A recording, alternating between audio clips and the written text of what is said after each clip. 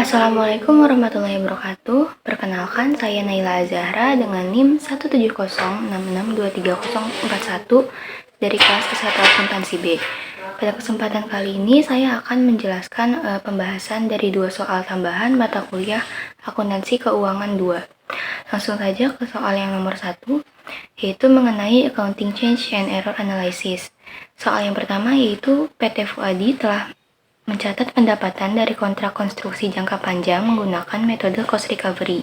Pada awal tahun 2023, perusahaan mengubah metode pencatatan menjadi metode percentage completion.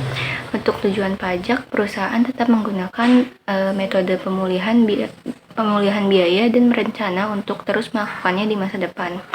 Asumsi tarif pajak 22%. Kemudian di sini ditampilkan tabel income before income tax-nya dari kedua metode. Kemudian yang pertama kita diminta untuk menghitung perbandingan pre-tax income dan juga perbedaan pajak dari kedua metode. Oke, jadi kita harus buat tabelnya dulu. Tabel periode, kemudian pre-tax income dan juga difference in income-nya. Periodenya yaitu dari sebelum 2022 pada tahun 2022, kemudian jumlah awal 2023 dan juga jumlah pada tahun 2023. Kemudian di pre-tax income-nya ada tabel metode percentage of completion dan juga metode cost recovery. Kemudian di tabel difference in income-nya ada tabel perbedaan tax effect dan juga income effect. Kemudian di tabel yang pertama, yaitu di tabel sebelum 2022, itu kita dapetin dari sini. Kemudian yang 6.900.000 juga sama, sampai yang 7.100.000. Nah, kemudian di jumlah awal 2023 itu tambahan dari 6 juta ditambah 6.900.000. Nah, di cost recovery juga sama. Itu diambil dari tabel yang atas. Nah, kemudian di tabel difference 800.000 itu didapat dari 6 juta dikurangi 5.200.000. Nah, 1.200.000 nya juga sama, 6.900.000 dikurangi sama 5.700.000. Pokoknya itu hasil pengurangan dari tabel yang kiri. Kemudian di tax effect-nya itu kan pajaknya 22%. Jadi pada kolom difference dikali 22%, hasilnya sebagai berikut.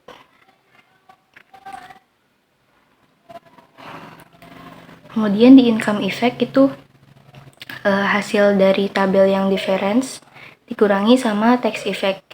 Jadilah segini.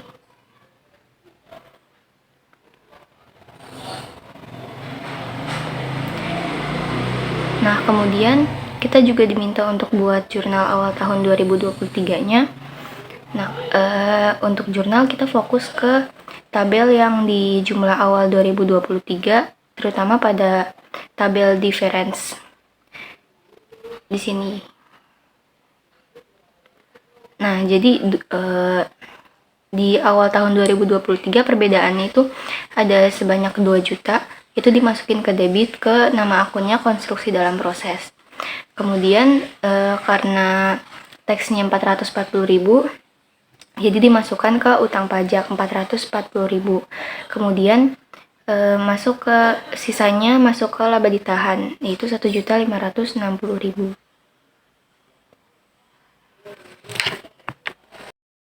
Nah, kemudian lanjut ke soal nomor 2 mengenai cash flow.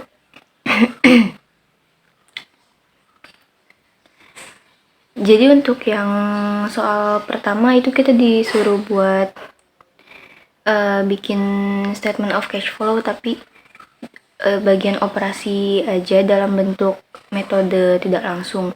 Jadi kalau secara metode tidak langsung itu buat bikin statement of cash flow kita cari dulu laba bersih setelah pajaknya.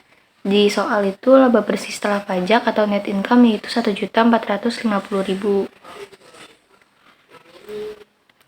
Kemudian disesuaikan, yaitu dikurang-kurangin pokoknya sama beban depresiasi, kenaikan piutang usaha, penurunan persediaan, penurunan utang usaha, dan juga kenaikan beban dibayar di muka, serta penurunan beban yang masih harus dibayar. Nah, dari beban depresiasi dulu. Nah, jadi kalau beban depresiasi itu dia tuh positif ya, jadi positif 85.000. Kemudian kalau misalnya kenaikan piutang usaha itu dia negatif, jadinya minus 200.000. Lalu kalau penurunan persediaan itu dia positif, jadi 500.000. Kemudian penurunan utang usaha itu dia jadi negatif, makanya jadi negatif 340.000. Kemudian kenaikan beban dibayar di muka itu jadi negatif 175.000. Kemudian penurunan beban yang masih harus dibayar itu minus 105.000. Nah, total dari penyesuaian itu jadi minus 235.000. Nah, dari semua itu jadi si laba bersihnya itu dikurangin sama total dari penyesuaian. Jadi 1.450.000 dikurangin sama 235.000, hasilnya 1.215.000.